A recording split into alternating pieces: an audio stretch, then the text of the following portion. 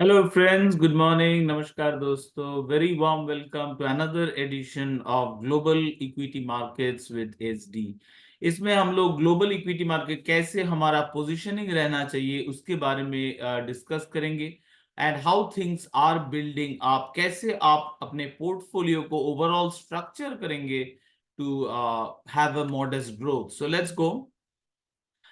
इसके लिए I will directly go to first the TradingView and TradingView में not only will look at charts of different international index and how we should be placed, but इस बार हम लोग पहले चालू करेंगे from the volatility।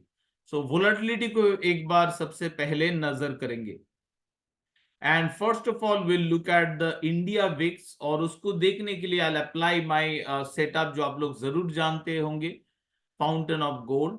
Let's go to SD Rainbow Wave version 1 and apply।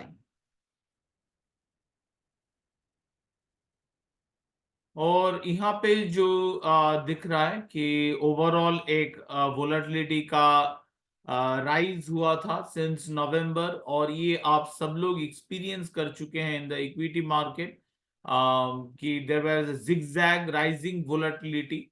और अभी जो दिख रहा है सिंस थोड़ा चेंज हो रहा है फ्रॉम अराउंड मार्च से थोड़ा चेंज हो रहा है मार्केट में। अगर overall level of volatility is coming down, that is going to be good, market के लिए अच्छा होगा। बट ये अकेला इंडिया विक्स है नहीं है जो इंपॉर्टेंट है हम लोग को। यूएस विक्स जो global market, US market is one of the most important one, तो उसको भी नजर डालना पड़ेगा उसमें। तो if you look at the VIX, this is the US S&P 500 volatility index, and इसको देखा जाए तो इसका स्ट्रक्चर ये जो फेज था from October to about the December, it was a very good phase, but since then ये structure ये हैज बीन जिगजैग स्ट्रक्चर में ये जा चुका है volatility, and it is in a rising, this is a Y pattern इसको बोल सकते हैं, but this is a rising pattern. And उसके अंदर भी द वोलेटिलिटी के अंदर वोलेटिलिटी बढ़ते जा रहा है, जो kind of we measure with the VVIX, इसको विक्सन बोलते हैं लोकल ट्रेडर्स टर्म में। सो विक्सन जो दिखा रहा है, विक्सन has been, it is not a beautiful down move, it's upcoming zigzag. So market में भी स्टॉक्स भी वैसा ही एक्सपीरियंस कर रहे हैं, आज ऊपर then next day coming big draw down, then on the third day again big up, very big up.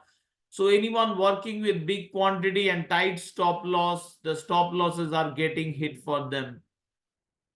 And मुझे नहीं लगता कि things are going to be get easier on this front. Market will go up जैसा अभी भी जा रहा है, but the volatility will also continue to go up, which at one point the risk will be too much and we will be see a correction, a big fall down। So this is another one I take a look at. This is the term structure of the VIX। term structure of the VIX has broadly changed दिसंबर में एक shock मिला था कि market was pricing about 150 basis points rate cut, whereas Federal Reserve projected only 50 basis points। So there was a major mismatch, the interest rate relatively went up from there, and market has been unsure कि what Federal Reserve कर रहा है, how this cycle is going ahead। ये जो cycle में हम लोग है, we are in a recessionary cycle, मैं बहुत बार बोल चुका हूं, but every cycle is different. और ये जो साइकिल है इसका हर जो एंड टिपिंग पॉइंट वो स्ट्रेच होते जा रहा है, because federal reserve is also stretching its monetary policy before taking a turn around. So यहाँ पे क्लियरली वोलेटिलिटी का जो स्ट्रक्चर है या फिर वोलेटिलिटी हर जगह वो दिख रहा है मार्केट में। टेंशन अनसर्टनिटी बढ़ते जा रहा है। This is not really a good time to bet on leverage, like leverage product like future options, go for big bets into most volatile of assets ki stocks, not most, stock is a very high volatile asset। so be very careful on your leverage that you are doing in the stock futures and options market। I said in the previous कि I'll prefer कि मेरा portfolio अब थोड़ा index के तरफ आए rather than individual stocks. जो लोग बाहर बैठे हैं, you can look at global opportunities, and global opportunities still equities are going up. Equity अभी भी ऊपर जा रहे हैं. So let's look at before we move further. एक बार क्विकली हम लोग बॉन्ड मार्केट को यूएस का 10 ईयर को देख लेंगे कि जो डेटा आया था सीपीआई इन्फ्लेशन डेटा, उसकी वजह से interest rate got a push, but still no conversion. अभी तक कोई ग्रीन कैंडल नहीं, मतलब सिग्निफिकेंटली बुलिश नहीं. So it's a mix situation, हर जगह दिख रहा है.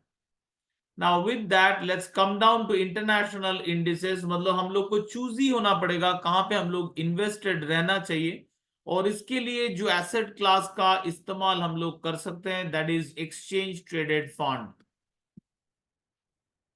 I think EN macro micro जो मेरा फेवरेट एनालिटिक्स वेबसाइट है ऑन द मैक्रो साइड, आप ये ETF स्क्रीनर को इस्तेमाल करके different different exchange traded fund, volatility, SPY जैसे S&P 500 के ऊपर इंडेक्स है, spider S&P 500 exchange traded fund. तो डिफरेंट एक्सचेंज ट्रेडेड फंड पे आप इन्वेस्ट कर सकते हैं. It is a way of investment जो लोग फॉरेन आउटसाइड इंडिया है. एंड जो लोग इंडिया में हैं, आप भी इन्वेस्ट कर सकते हैं legally through liberalized remittance scheme up to $250,000 per year per person towards foreign investments, towards your foreign travel. So उसमें आप obviously सारा सिक्योरिटी आप नहीं कर सकते. Forex margin trading is not allowed, it's illegal. But आप इक्विटी शेयर्स से बेहतर आप एक्सचेंज ट्रेडेड फंड इसमें इन्वेस्ट करें. तो इसमें इफ वी टाइप से Italy, iShares MSCI Italy exchange traded fund, जिसका आपको टिकर मिल जाएगा EWI आई शेयर्स. तो आप हम लोग जो इटली का एक्सपोजर की बात कर रहे थे, we can increase our exposure towards Italy where the stocks have this index have actually fired up. So ये जो मैं इन्वेस्टमेंट की बात राइट नाउ कर रहा हूं, थ्रू डिफरेंट इंडेसेस की बात कर रहा हूं, this is not about future, this is about this exchange traded fund के जरिए हम लोग रोटेशन कर रहे हैं. जैसे लोग सेक्टर रोटेशन करते हैं, हम लोग यहाँ पे कंट्री रोटेशन, इंडेक्स रोटेशन कर रहे हैं to generate a good return. Index क्यों? क्योंकि हम लोग स्टॉक्स में कम कर रहे हैं in the exposure, because stocks are more volatile than indices. That is one of the reason कि कुछ portfolio. Now let's move to indices. तो ये जो डिस्कशन हमारा हो रहा है, that is regarding indices and exchange traded fund. So सबसे पहले जो इंडेक्स को मैं देखूंगा, that is the US S&P 500, जो यूएस का मेन बेंचमार्क इंडेक्स है. इसमें हम लोग का पोजीशन है, but we have started reducing position. देख के लग रहा है it's not a good decision, क्योंकि S&P ऊपर जा रहा है, but I stick to my decision still, because ये फेज रिसेशनरी फेज है. सो हर जगह जहां पे बेटर वैल्यू दिख रहा है, जो हम लोग देखे European stocks, it went up, so वहां पे हम लोग रोटेट किए. But will prefer to remain कुछ पोजीशन, जैसे हम लोग लास्ट टाइम भी बोले थे, S&P 500 में थोड़ा लॉन्ग पोजीशन हम लोग मेंटेन करेंगे. डाउ से हम लोग रोटेट कर चुके थे, but Dow is giving a new breakout, new crossover. We can और यू कैन इंक्रीज मार्जिनल अभी पोजीशन स्टार्ट कर सकते हैं, क्योंकि मोमेंटम में I am not seeing this kind of strength नहीं दिख रहा है. So we can remain in Dow a small, but nothing big right now. Nasdaq is trying to come back, but Nasdaq has been giving lot of zigzag volatility. So Nasdaq has given very good ride, बहुत बढ़िया ride दिया है. But mega caps जो है, I think वो लोग stretch हो चुके हैं. रिगार्डिंग इसमें let's go to the global dashboard.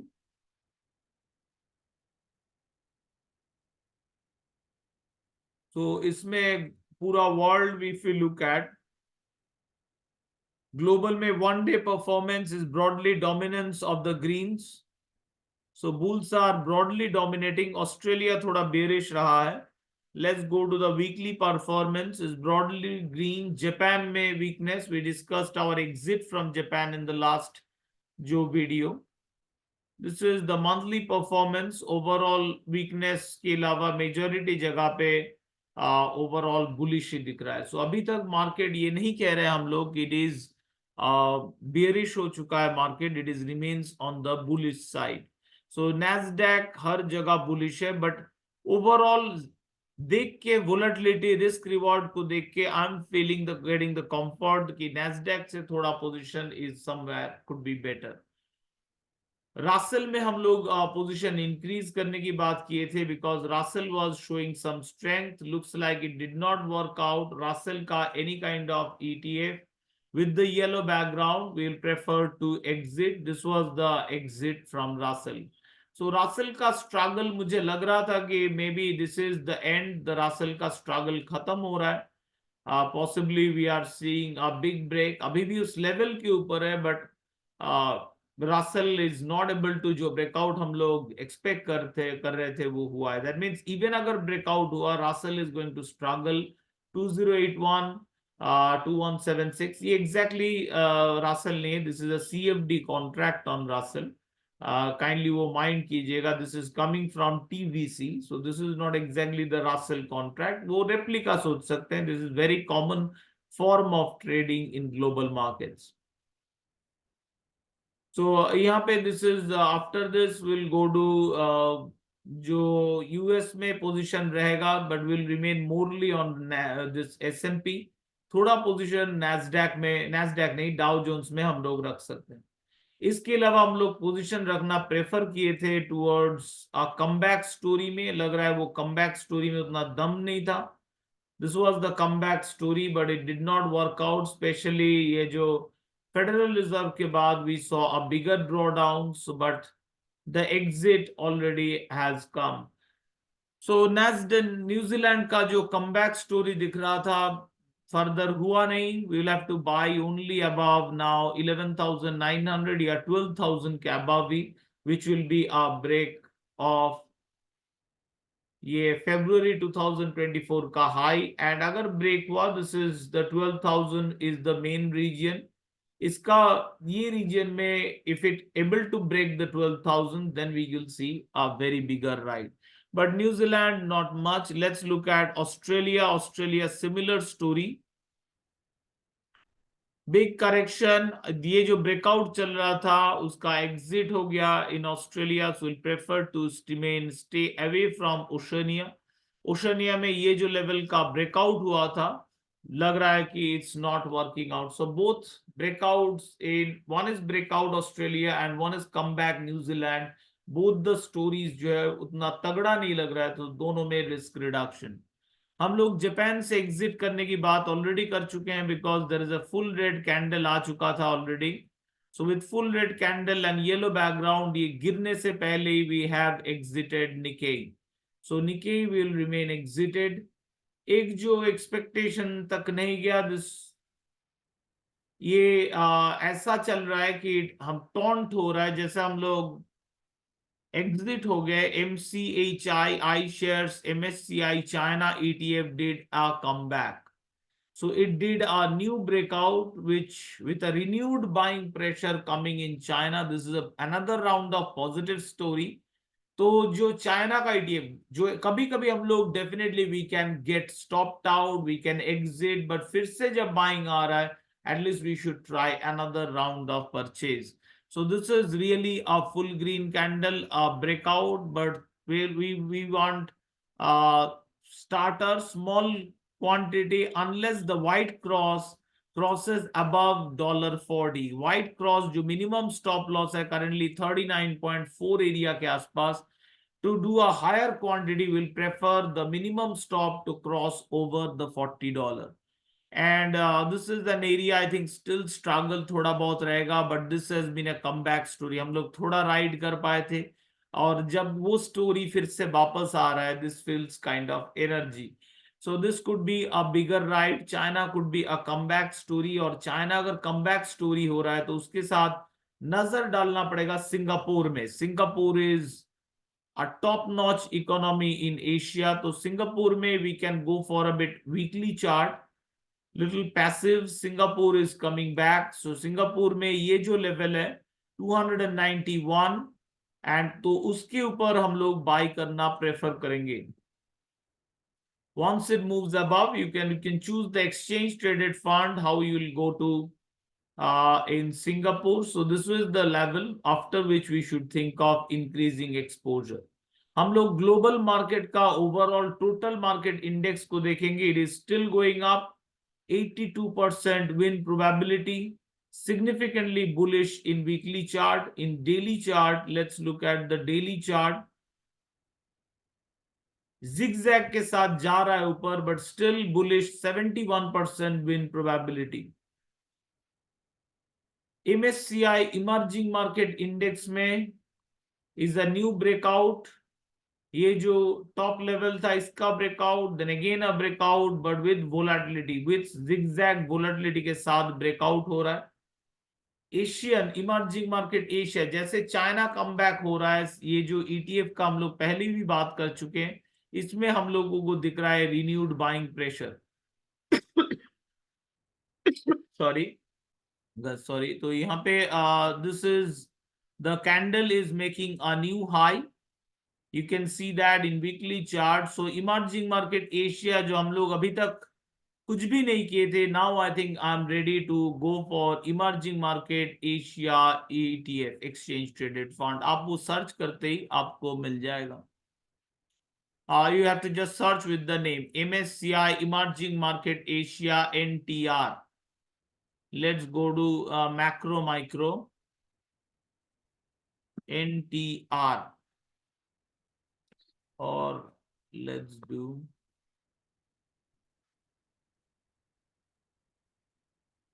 emerging market. So you will find lot of iShares emerging market जो dividend iShares emerging market MSCI emerging market exchange traded fund. So you will can easily get the ticker by just typing the name, और आप different fund को भी आप वहां पे देख पाएंगे. तो यहाँ पे जो हमें दिख रहा है, this is MSCI emerging market fund strong. तो हम लोग इसमें जाना पसंद करेंगे. ये तो ओवरऑल जो चीज मैं कर रहा हूं उसको समझिए. हम लोग स्टॉक यानी वोलेटिलिटी जो है ओवरऑल पोर्टफोलियो का, उसको रिड्यूस कर रहे हैं इंडेक्स में जाके, एंड इंडेक्स में रोटेशन कर रहे हैं डिफरेंट सेक्टर्स डिफरेंट कंट्रीज में. नाउ यूरोप में जो इंडेक्स मैं प्रेफर करूंगा that is Italy, which is going up. हम लोग इसमें बुलिश रहेंगे. रेनबो का पिरामिडिंग जो रूल है उस हिसाब से पोजीशन बिल्ड करते रहेंगे. Italy is going awesome and very great win probability. थोड़ा करेक्शन दिखाया था after a new breakout. So overall Italy में हम लोग रहेंगे. नेक्स्ट जो दिख रहा है अ कमबैक स्टोरी, इसमें हम लोग अर्ली एंट्री कर पाए हैं. That is the Spanish ETF, the Ibex 35. Spain में हम लोग इन्वेस्ट किए हैं. कैक 40 फ्रांस में हम लोग इन्वेस्टेड है. फ्रांस थोड़ा दिखाया था right, but we have reduced position. France is will giving new breakout, but France में हम लोग थोड़ा reduced position में रहेंगे, क्योंकि after correction let's look at other better opportunities. जैसे China still at the lower level, हम लोग एक early ride we can go big. So France में जो हम लोग पोजीशन रिडक्शन की बात किए थे, we'll stick with that. Whereas Italy will re-enter again. Italy looks more bullish and ये लॉन्ग टर्म एक जोन है. अगर आप मंथली चार्ट पे जाएंगे, लॉन्ग टर्म जोन का ब्रेकआउट हो रहा है इटली में. यूरो स्टॉक्स 50 में एक करेक्शन, उसके बाद री एंट्री का मौका. So we'll wait for a crossover in RSI X. After that, we'll re-enter some quantity in Euro stocks. German 30 has been steadily going up, but it has recently given us some opportunities of exit. फिर से ऊपर जा रहा है. The momentum is turning flattish. So यहाँ से हम लोग थोड़ा पोजीशन हटा लेंगे फ्रॉम जर्मनी में जो इन्वेस्टेड है, और बेटर अपॉर्चुनिटी के लिए वेट करेंगे. Then we have Euro Stock 600. हम लोग this is the most biggest broadest of index. तो ये ब्रॉडेस्ट ऑफ इंडेक्स में हम लोग ओवरऑल बुलिश रहना ही पसंद करेंगे. 82% विन प्रोबेबिलिटी दिखा रहा है.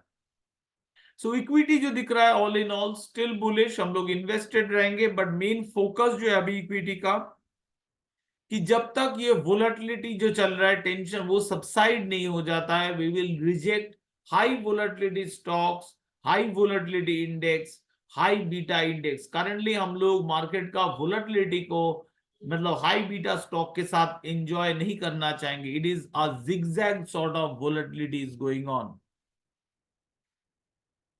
तो ओवरऑल इक्विटी मार्केट का ग्लोबल पिक्चर के बाद हम लोग आ जाएंगे हमारे निफ्टी में। निफ्टी में तीनों इंडेक्स की बात करेंगे, Nifty, bank Nifty and Nifty 500। Nifty में ऑलरेडी हम लोग पोजीशन रिडक्शन की बात किए थे and this is I will continue. ये रहा और करेक्शन, येलो बैकग्राउंड से और कट कीजिए, कट कट कट और निफ्टी एक्सपोजर।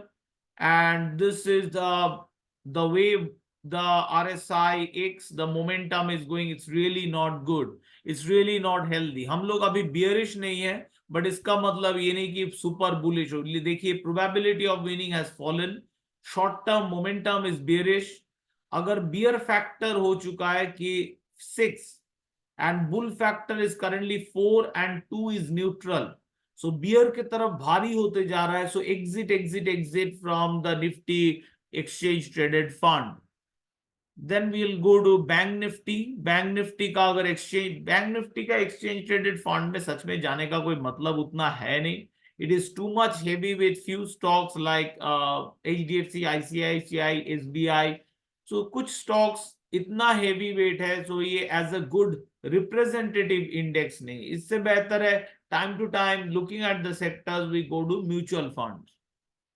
उसके लिए आप रेनबो का डेली या वीकली चार्ट, डिपेंडिंग ऑन आप कैसा एजाइल है, डेली या वीकली चार्ट आप इस्तेमाल कर सकते हैं। सो उसके बाद हम लोग आ जाएंगे निफ्टी 500 में। इसमें ऑलरेडी हम लोग सुपर एग्जिट की बात किए थे, बिकॉज यहाँ पे हम लोग का ऑलरेडी जिगजैग चल रहा था, दिख ही रहा था निफ्टी उतना स्ट्रॉन्ग नहीं है। Nifty 500 is currently giving showing a weakness not shown since 23rd of January on this date। And the candle size अगर देखा जाए इसने शो नहीं किया था unless 1 November. It's quite big, it's a sell signal. First target की हम लोग बात किए थे, this is the 19,700, this is the 19,800। It can definitely drop up to that level। So stocks exit exit exit, majority जो stocks ripe हो रहे हैं उससे उसको उससे चार्न होके निकल जाइए। निफ्टी 500 देखिए, आई am not fully in the means this is a bearish. हम लोग जो पहला एक अगर शॉर्ट कर पाते तो इंडिया में shorting is not that easy, जो फॉरेन में हम लोग कर सकते हैं। तो इनवर्स एक्सचेंज ट्रेडेड फंड के साथ without taking going into future India में उतना पॉसिबिलिटीज नहीं है। So Nifty 500 we could have shorted, this is the first selling sign, background red है, contra sell है, मतलब against the main trend। so contra sell में मैं प्रेफर करता हूँ background red यानी short trend bearish हो जाए। so currently दिखा भी रहा है, देखिए बाई ब्रेकआउट और बाई सपोर्ट, मतलब ट्रेंड के हिसाब से प्रेफर्ड ट्रेंड स्ट्रेट जो आ रहा है, other by support by breakout, मतलब वेरी लाइकली ये जो लेवल्स है 19,690 और ये जो लेवल 19,780, इसके आसपास market is likely to find some support. It's not an outright bearish market. Probability को देखा जाए तो बाई का है 32, तो बाई से निकलिए। सेल का बढ़ चुका है 43 now and consolidation probability is 36। So things are really not healthy on the equity front। Equity is good, but Nifty unfortunately नहीं। सो हम आपको रोटेशन करके जहां पे बाइंग है वहां पे जाना पड़ेगा। दो एम खत्म हो चुका है, निफ्टी गॉन, निकेई गॉन। बेहतर दिख रहा है जो स्टॉक, जो न्यू अपॉर्चुनिटीज, तो उसको देखिए। कोई फेल होगा, जैसे New Zealand Australia did not work out, China gave us an exit, कुछ हो सकता है। But some once we are in a trend will get it, will get a very good ride, जैसे ये सब एरिया में मिला है। बट जहां पे भी वीकनेस दिख रहा है, let's churn it, be very ruthless about what you are doing, exactly cut it down, because risk management is a top priority of a trader. So I hope ये जो मेरा डिस्कशन था about global equity, this has been helpful. अगर आपको ये पसंद आ रहा है, आपको हेल्प हो रहा है, don't forget to like and subscribe to my channel. All the best from my side and once again happy trading.